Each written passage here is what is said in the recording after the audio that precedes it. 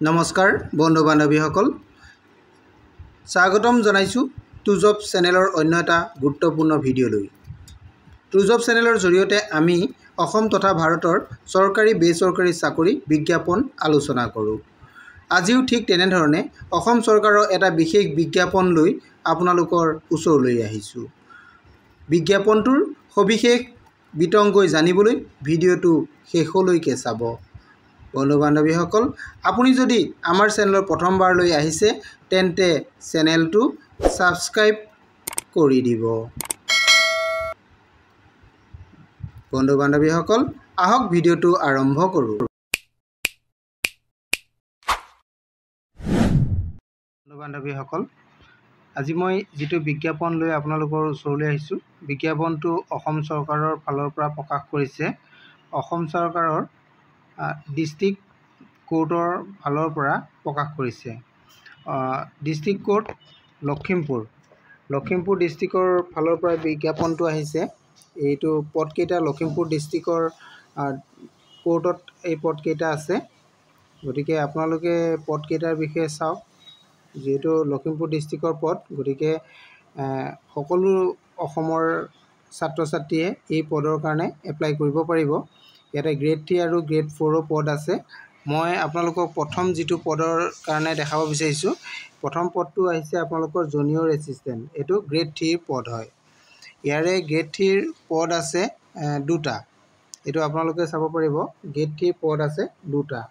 ইয়াৰ কাৰণে আপোনালোকৰ দৰমহাটো দিয়া হৈছে 14,000 টকাৰ পৰা 70,000 টকালৈকে। এইটো আপোনালোকৰ স্কেলটো হ'ব। আৰু লগত গ্ৰেড পে থাকিব 5,600, অৰ্থাৎ 5,600 টকা আপোনালোকৰ গ্ৰেড পে লগত থাকিব।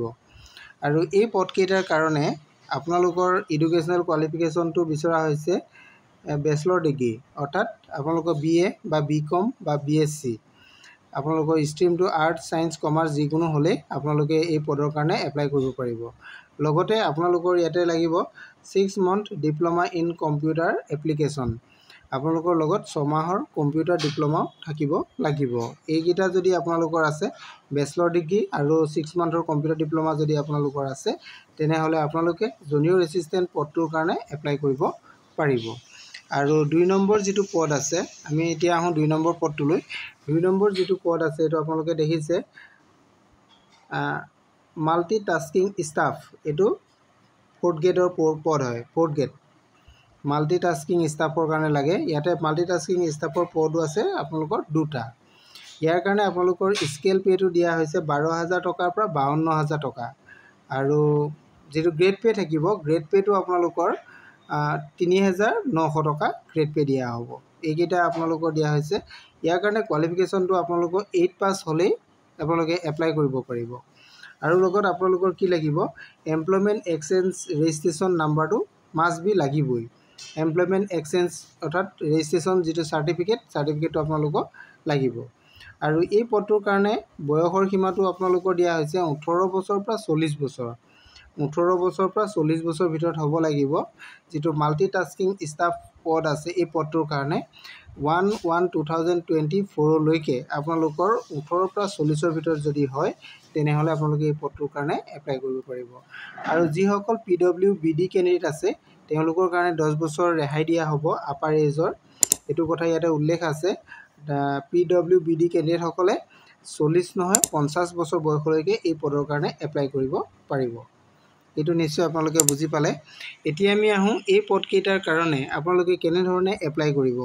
এই পদকেইটাৰ কাৰণে আপোনালোকে এপ্লাই কৰিবলৈ হ'লে আছাম গেজেট পাৰ্ট 9ৰ ষ্টেণ্ডাৰ্ড ফৰ্মখন লৈ তাত ফিল আপ কৰিব লাগিব। ফিল আপ কৰি আপোনালোকে যিটো এড্ৰেছ মই এতিয়া আপোনালোকক কৈ দিম, সেই এড্ৰেছত আপোনালোকে পঠাব লাগিব বা অফিচত ডাইৰেক্ট আপোনালোকে বাই হেণ্ড দিব পাৰিব। এড্ৰেছটো আপোনালোকে দিয়া হৈছে, এইটো office of the district commissioner Lakhimpur. Office of the district commissioner Lakhimpur. এই এড্ৰেছত আপোনালোকে গৈ ডকুমেণ্টছবিলাক জমা দিব লাগিব। ফৰ্মখন ফিল আপ কৰিব আৰু লগত আপোনালোকৰ ডকুমেণ্টছসমূহ লগত গাঁঠি দি এই ফৰ্মখন গৈ তাতে অফিচত আপোনালোকে বাই হেণ্ড জমা দিব পাৰিব। নহ'লেও আপোনালোকে বাই পোষ্টো আপোনালোকে তাত গৈ জমা দিব পাৰিব। এইখিনি আহিলে। আৰু এই পদটোৰ কাৰণে আপোনালোকৰ কেতিয়া অন্তিম ডেট হ'ব, এপ্লাই কৰাৰ অন্তিম ডেট এপ্লাই কৰাৰ অন্তিম ডেটটো আপোনালোকৰ দিয়া হৈছে 15/8/2024 অৰ্থাৎ 15 আগষ্ট 2024 তাৰিখলৈকে আপোনালোকৰ ডেট আছে। গতিকে আপোনালোকে 15 আগষ্টৰ আগতে ফৰ্মখন অফিচত পোৱাকৈ পঠাব লাগিব। এইখিনি লাষ্ট ডেটটোৰ কথা। আৰু এতিয়া আপোনালোকৰ কি ডকুমেণ্টছ দিব লাগিব, ডকুমেণ্টছৰ বিষয়ে আহোঁ। প্ৰথম কথা আপোনালোকে এজ প্ৰুফ দিব লাগিব। এজ প্ৰুফৰ কাৰণে আপোনালোকে বাৰ্থ চাৰ্টিফিকেট দিব পাৰে, নতুবা আপোনালোকে SSLCৰ এডমিট কাৰ্ড দিব পাৰিব। এইটো আপোনালোকৰ এজ প্ৰুফৰ কাৰণে। নেক্সট আহিলে proof of educational qualification. Educational কোৱালিফিকেশ্যনৰ কাৰণে আপোনালোকৰ যিটো হায়েষ্ট এক্সামিনেশ্যন পাছ চাৰ্টিফিকেট আছে সেইটো আপোনালোকে প্ৰডিউচ কৰিব। হায়েষ্ট এক্সামিনেশ্যন পাছ চাৰ্টিফিকেট আপোনালোকে দিব লাগিব। Number 3, all marksheet from SSLC onward, অৰ্থাৎ আপোনালোকৰ গ্ৰেড 3 পদৰ কাৰণে কোৱা হৈছে। এইটো গ্ৰেড 3 পদটোৰ কাৰণে আপোনালোকৰ SSLCৰ পৰা ওপৰত যিমানখিনি মাৰ্কশ্বিট আছে সকলো মাৰ্কশ্বিট আপোনালোকে গাঁঠি দিব। 2 নম্বৰতে আপোনালোকৰ এতিয়া যিটো 3 নম্বৰ অপশ্যন আহিলে, আপোনালোকৰ যদি কেটেগৰী ৱাইজত আপোনালোকৰ কাষ্টৰ চাৰ্টিফিকেট পায়, গতিকে আপোনালোকৰ যদি কাষ্ট চাৰ্টিফিকেট আছে তেতিয়াহ'লে আপোনালোকে এইটো প্ৰডিউচ কৰিব। আপোনালোকৰ এইকেইটা হৈ গ'ল 4টা বস্তু আপোনালোকে বুজি পালে। এজ প্ৰুফ লাগিব, এডুকেশ্যনেল কোৱালিফিকেশ্যন চাৰ্টিফিকেট আৰু মাৰ্কশ্বিট আৰু কাষ্টৰ চাৰ্টিফিকেট। এতিয়া 5 নম্বৰত আহোঁ আমি, এমপ্লয়মেণ্ট এক্সচেঞ্জ ৰেজিষ্ট্ৰেশ্যন চাৰ্টিফিকেট, এইটো আপোনালোকে লগত দিব লাগিব। আৰু 6 নম্বৰত আহিলেও 2টা পাছপোৰ্ট চাইজ ফটোগ্ৰাফ আপোনালোকে লগত দিব লাগিব। 2টা পাছপোৰ্ট চাইজ ফটোগ্ৰাফ আপোনালোকে লগত দিব লাগিব। এইটো হৈ গ'ল আপোনাৰ। 7 নম্বৰত আহিলে প্ৰুফ অফ ৰেচিডেণ্ট, অৰ্থাৎ আপোনালোকৰ PRC পাৰ্মানেণ্ট ৰেচিডেণ্ট চাৰ্টিফিকেট আপোনালোকে প্ৰডিউচ কৰিব পাৰে, নতুবা ভোটাৰ ID কাৰ্ডো আপোনালোকে প্ৰডিউচ কৰিব পাৰিব। এইকেইটা লাগিব। আৰু নেক্সট লাষ্টৰ যিটো অপশ্যন আছে এইটোত আপোনাৰ কম্পিউটাৰ চাৰ্টিফিকেটখন, কম্পিউটাৰ চাৰ্টিফিকেট যিটো 3rd গ্ৰেডৰ পদৰ কাৰণে আছে, কম্পিউটাৰ চাৰ্টিফিকেট আপোনালোকে দিব পাৰে বা ডিগ্ৰী চাৰ্টিফিকেট আপোনালোকে ইয়াতে প্ৰডিউচ কৰিব লাগিব। এইকেইটা হৈ গ'ল আপোনালোকৰ 3rd গ্ৰেডৰ কাৰণে কি বস্তু লাগিব এইকেইটাও ক'লোঁ। আৰু 4th গ্ৰেডৰ পদটোৰ কাৰণে আপোনালোকৰ যিহেতু যিখিনি লাগে সেইখিনি আপোনালোকে জানিবই, যে আপোনালোকৰ 4th গ্ৰেডটোৰ কাৰণে এজ প্ৰুফৰ কাৰণে আপোনালোকে কি দিব লাগিব। কোৱালিফিকেশ্যন আপোনালোকে ক্লাছ 8 পাছৰ চাৰ্টিফিকেট দিব লাগিব। আৰু মাৰ্কশ্বিট আপোনালোকৰ 8 পাছৰটো নাথাকে, আপোনালোকে এইখিনি দিব নালাগে। আৰু কাষ্টৰ চাৰ্টিফিকেট হ'লে দিব পাৰে। আৰু আপোনালোকৰ এমপ্লয়মেণ্ট এক্সচেঞ্জ ৰেজিষ্ট্ৰেশ্যন চাৰ্টিফিকেটটো দিব লাগিব। পাছপোৰ্ট চাইজ ফটোগ্ৰাফ দিব লাগিব। আৰু ভোটাৰ ID বা PRC আপোনালোকে দিব লাগিব। কম্পিউটাৰ চাৰ্টিফিকেটটো ইয়াতে 3rd গ্ৰেডৰ কাৰণে 4th গ্ৰেডৰ কাৰণে দিব নালাগে। এইকেইটা হ'ল। এতিয়া আমি আহোঁ এপ্লিকেশ্যন ফিজ। আপোনালোকৰ এই পদকেইটাৰ কাৰণে কোনো ধৰণৰ এপ্লিকেশ্যন ফিজ আপোনালোকে দিব নালাগে। এপ্লিকেশ্যন ফিজটো ইয়াতে উঠাই দিয়া হৈছে। নেক্সট আহিলোঁ আমি চিলেকশ্যন ক্ৰাইটেৰিয়া। আপোনালোকৰ এই পদখিনিৰ কাৰণে আপোনালোকক কেনেধৰণে চিলেকশ্যন কৰা হ'ব।